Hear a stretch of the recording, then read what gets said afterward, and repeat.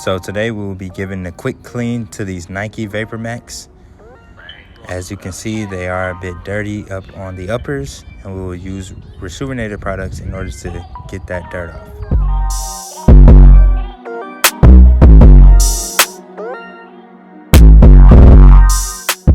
We will start with rejuvenated shoe trees and insert them into the shoe to give it support.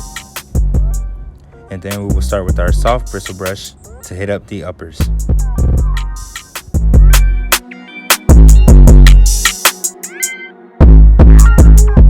And then we will use our medium bristle brush in order to hit the midtoes as well as the uppers.